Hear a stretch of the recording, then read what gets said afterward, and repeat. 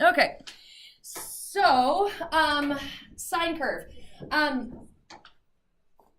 The nice thing is this is an oscillating curve that goes on forever, and you've probably interacted with oscillating curves before. If in science sometimes you will talk about like wavelengths of sound waves or of light waves, and I want you to think about the fact that a sound wave and a light wave don't end, right? I mean, I suppose they end when they hit your ear or when they hit your eye, but they do kind of go on forever and ever and ever.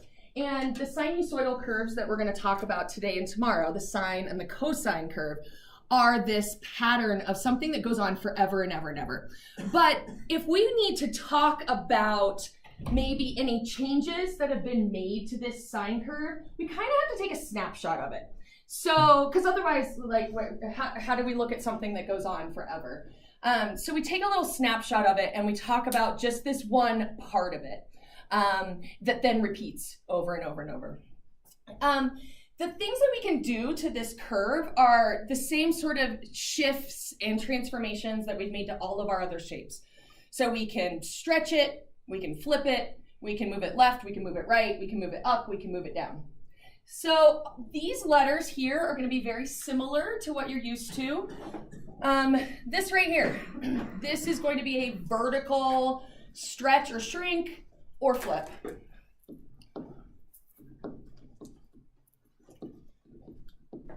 Stretch, or shrink, or flip.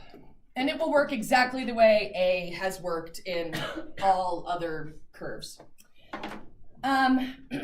This is going to be a horizontal stretch or shrink.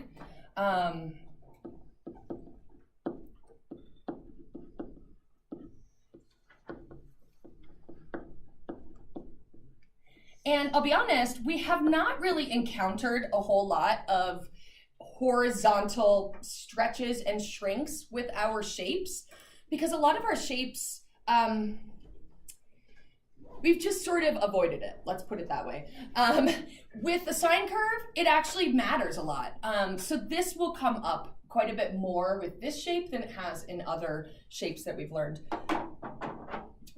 This used to be called, not used to, in our other shapes we used to call it H, but sometimes different textbooks just throw at you different variables. This is just going to be your left-right movement, all right? So,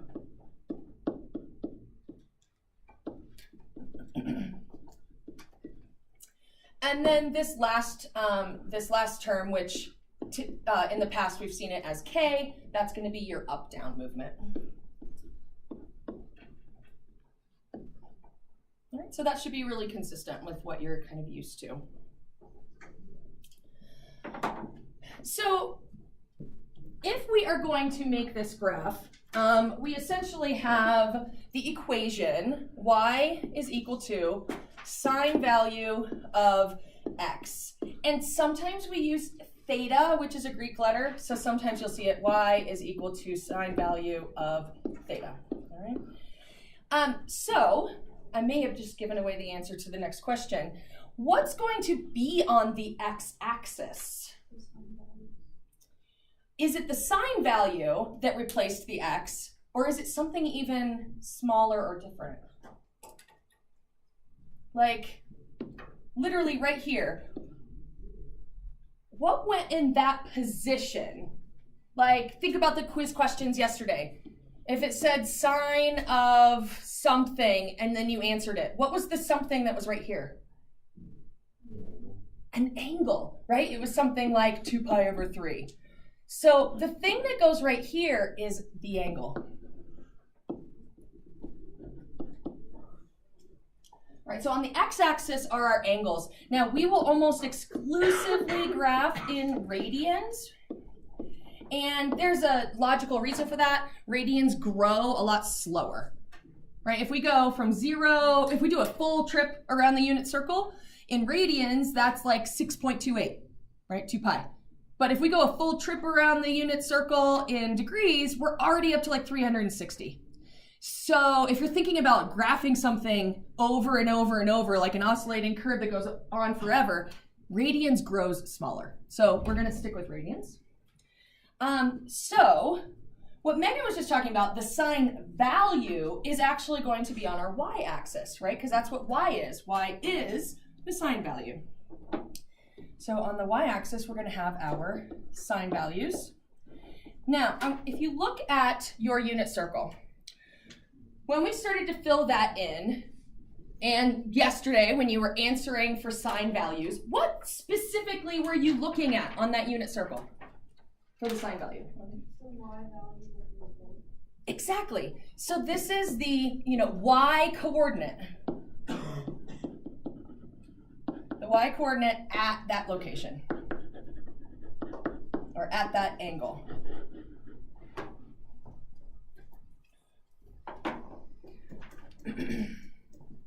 I think, unfortunately, when I copied your notes, for whatever reason, and I don't know the answer, this table didn't really copy onto yours.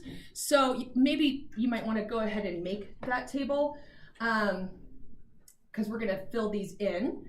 And let's use our unit circles. So if we're at 0 pi, so if we're at 0, what is our y coordinate of our ordered pair? 0. Okay, if we are at pi over 2, or half pi, what is our y coordinate? 1. If we are now at pi, what is our y coordinate? Back to 0. If we are at 3 pi over 2, what is our y coordinate? -1. And if we're at 2 pi, we're now back at 0. So what I want you to recognize here is that we are oscillating around a value of 0. We go from 0 up to a high point of 1, then we go back to 0, then we go down to a low point of -1, and then we go back to 0. So I want to show you, not my email, but this. So this is what the sine curve looks like. And the black points are the ones we just put on that t-table. But I did want to show you that all of the other angles that exist in the unit circle create ordered pairs that land on this curve. So you can see here, I've got pi over 6. We know that the sine value is 0.5. So that's this point right here. If I've got pi over 4, the sine value is like root 2 over 2, or 1 divided by root 2, which is 0.707 in decimal values. And so that's that point right there.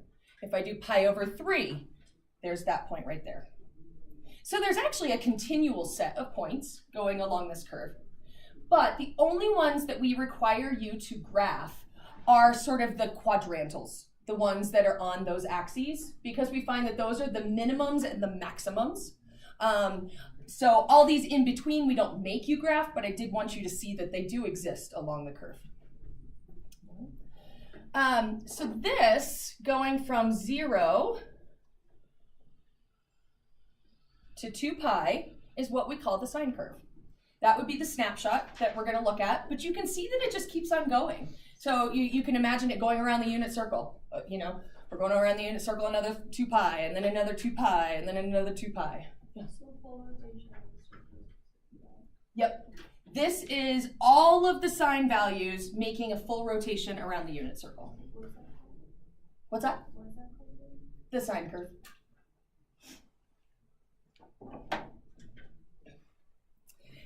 All right, so let's draw our own. And so when we plot this, these are the only points that you need to show. So these are what we call our key points.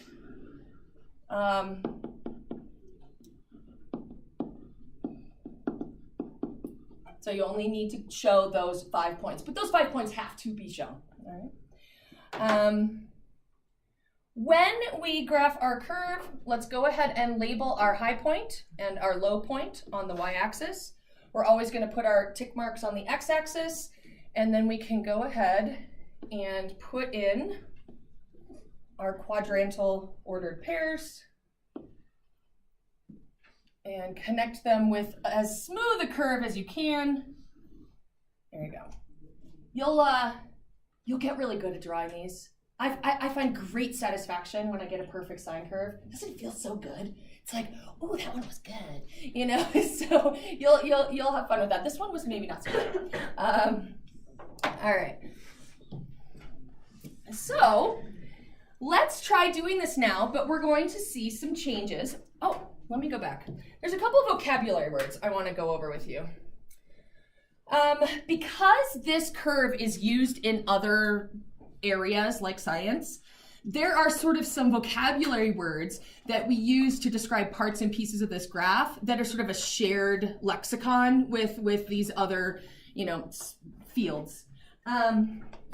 So like this right here, sort of the height of the curve, that's actually called the amplitude.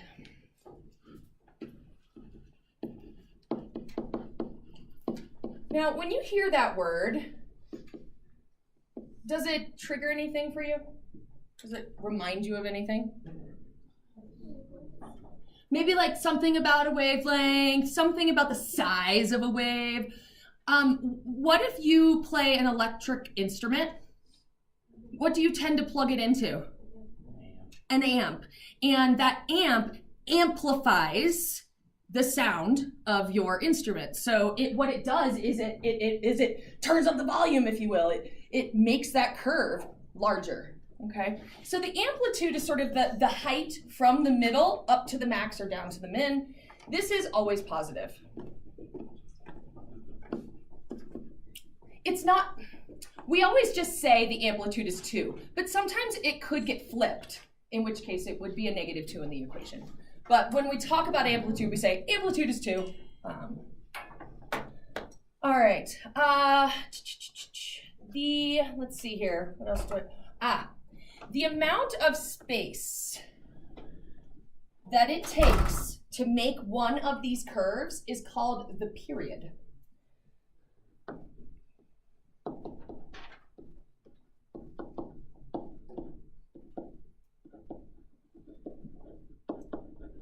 So that's sort of, it does its full cycle in a space of 2 pi. And that would be its period length. And then we often will talk about this line right here, and we will refer to it as the midline. Because if we are going to take this curve and move it up or down, we need to sort of be able to know, oh, well, if I moved it up 2, I'm oscillating around 2. And so we call that the midline, and we say that we're oscillating around the midline. All right, so this particular sine curve, let's break this down by what changes have happened.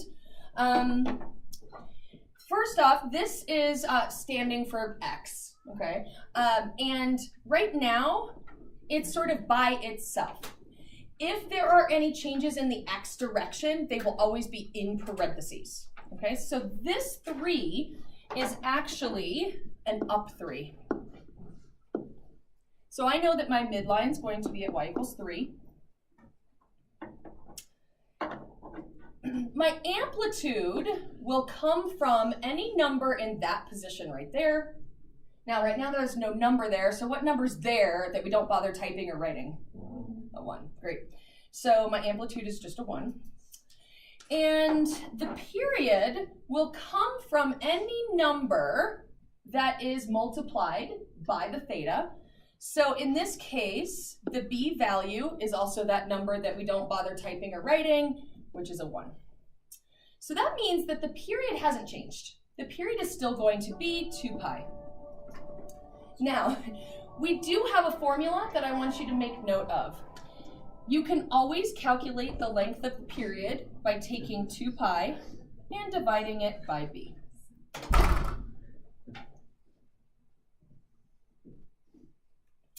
All right, so let's graph this thing. Our midline is going to go up 3. So 1, 2, 3, 4.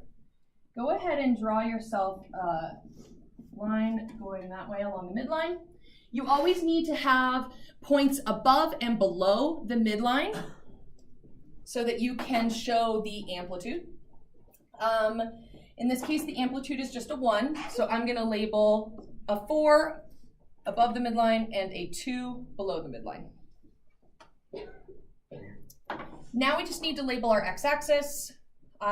We can just do those quadrantal points. So let's see, I'm going to go all the way out here to 2 pi. Half the distance is pi, half that is pi over 2, and 3 pi over 2. Don't ask me why, but I always do them in that order. You don't have to do them in that order. I find it easier for me to deal with the spacing. All right, so we start at 0. We get to our high point. We go back to 0. We get to our low point, and then we go back to 0. Now I say 0, but it's really the midline. And there's our curve.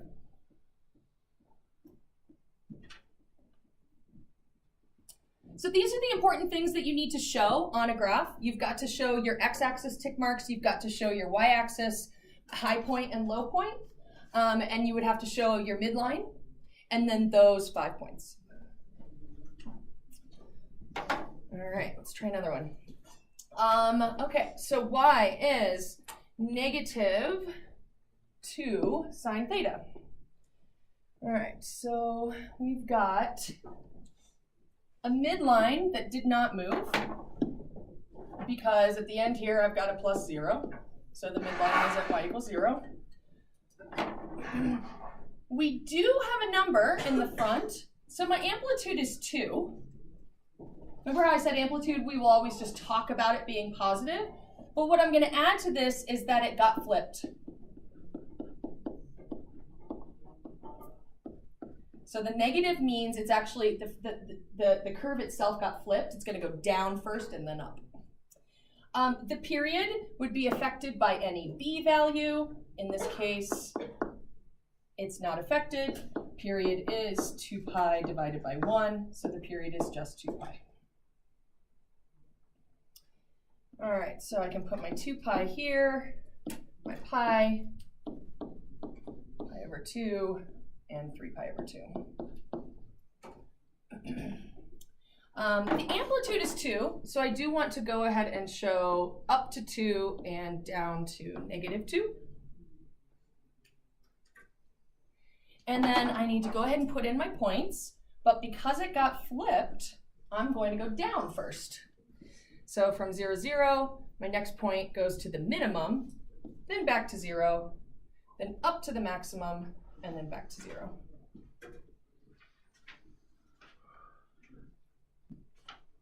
And there's your flipped cosine, or your flipped sine curve.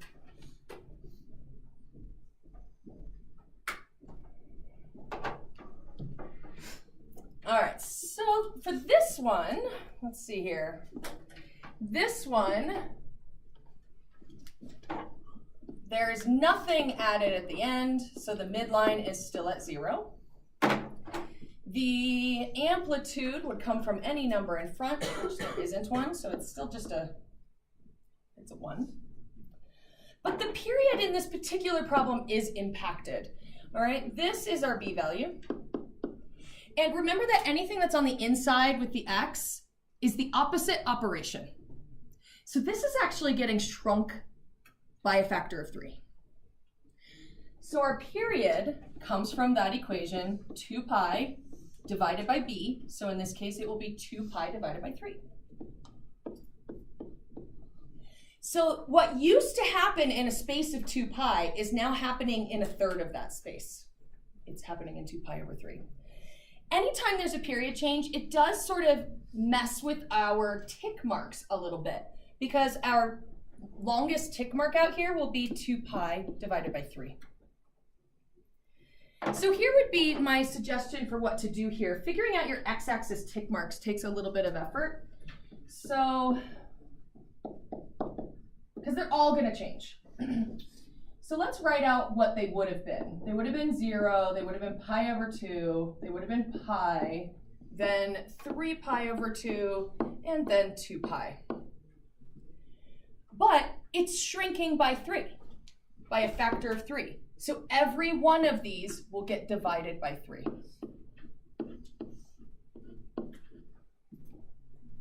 And so now you can kind of see what they will end up being. This will still be 0. The first one will be pi over 6. Then we will have pi over 3. Then we will have, this one will end up being, you've got a 3 pi divided by 2 divided by 3. So it would be 3 pi divided by 6, which would be pi over 2.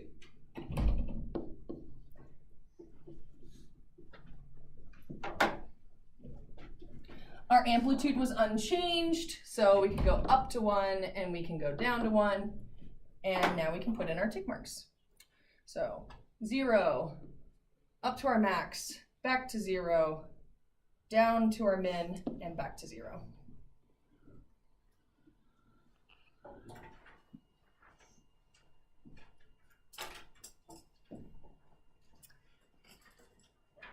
Any questions with that one?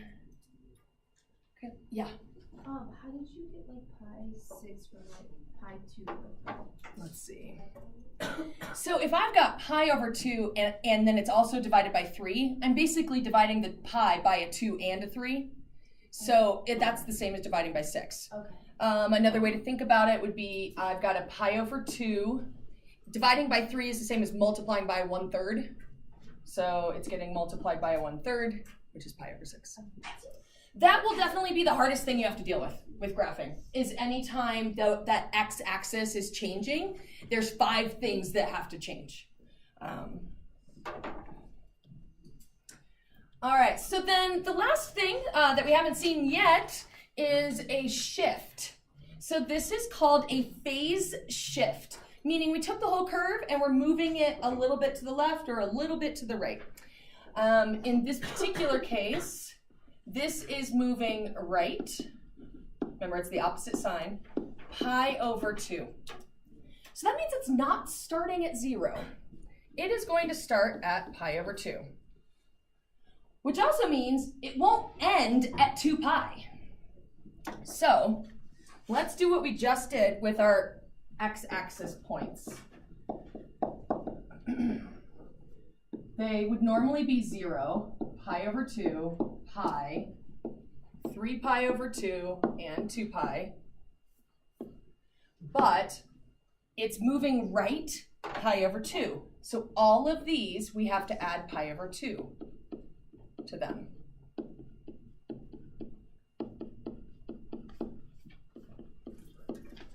All right, so my first one's at pi over 2. My next one is going to be at pi. My third point will be at 3 pi over 2. My fourth point will be at 2 pi. And my last point will actually be at 2.5 pi, which we would typically write as 5 pi over 2. Right, because I have 2 pi plus pi over 2 is 2.5 pi, which is 5/2 pi.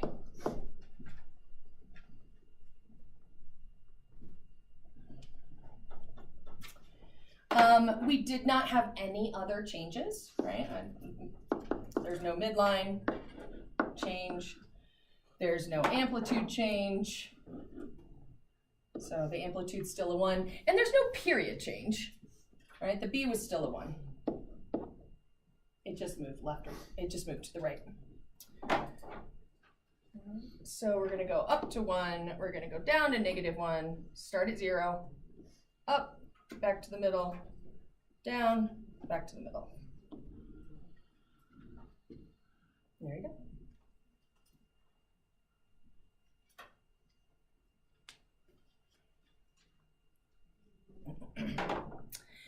So when we ask you to graph, that's kind of like what you're going to see.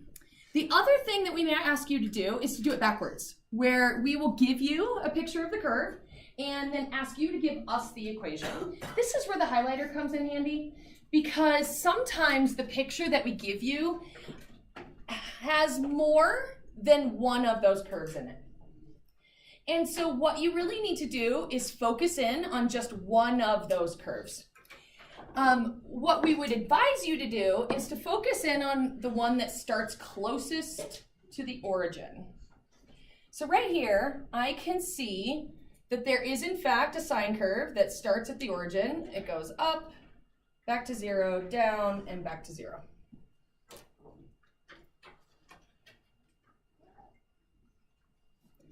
Now, do you see that there is actually a second one that you could identify? Yeah. Definitely the amplitude changed on this. So, okay, before I show you the second curve that's here, let's talk about how we would get this equation. The amplitude definitely changed. The amplitude is now a 2. The midline did not change. The midline is still y equals 0. The period length. Okay, so this is where you need to actually look at your curve and go, okay, where did I start?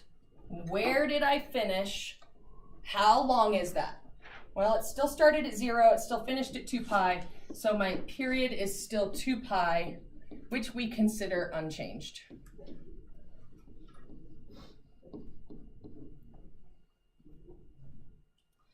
So I think we have enough information to write this equation. The equation is going to be y is equal to 2 sine of theta. And that's it. But I want you to consider, what if I started right here and I went down and I went up and then I went a little bit further off the screen?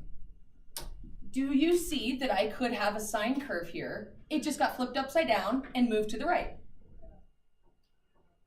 So there's technically an infinite number of correct equations that could model this curve. They're all going to have an amplitude of 2, but some of them may be flipped upside down, some of them may be moved left or right. And so in order for us to not get kind of buried in the craziness of multiple answers, pick the one that starts closest to the origin. That's how you'll know. All right, this one, there's a lot of them in here. I would recommend picking the one that starts closest to the origin, and in this case, there is a sine curve that starts right on the origin.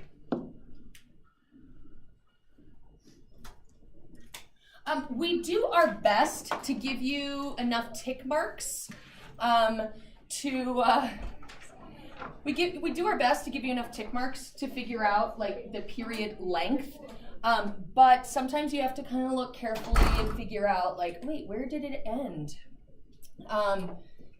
Let's see. This right here is pi, and there's pi over 2. So it's happening somewhere between pi over 2 and pi. This is where the unit circle might help you. If you notice, there's 1, 2, 3 tick marks in between pi over 2 and pi. And if you look at your unit circle, aren't there 3 angles between pi over 2 and pi? This one is stopping at the first one, which would be 2 pi over 3.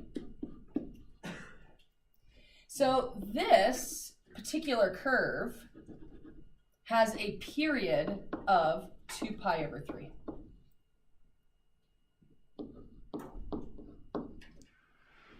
Its amplitude is still a 1. Its midline is still y equals 0. So really the only change was that it shrunk. And it shrunk by a factor of 3. So I can look at this and I can go, oh, b is 3. Because remember, your equation is 2 pi over b. And so our equation for our sine curve would just be sine of 3 theta, and that's it.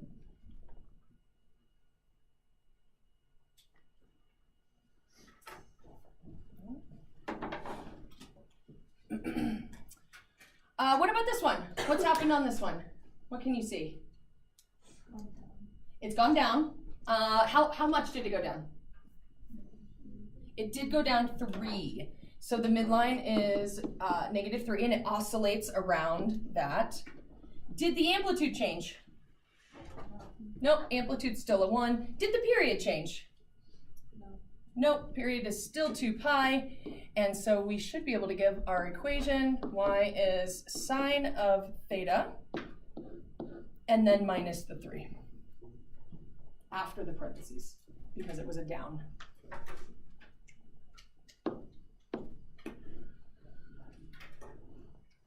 All right. There's a couple more, right, on that I gave you as examples. Why don't you try those on your own? I'll just put up the answers here. So try them on your own, see if you can figure out what they are, and I will put up the answers here. I'll actually put up 2 answers for each of these, if you want to practice that whole, like, what would the equation be if I started in a different place. All right. So I will stop the video. Peace.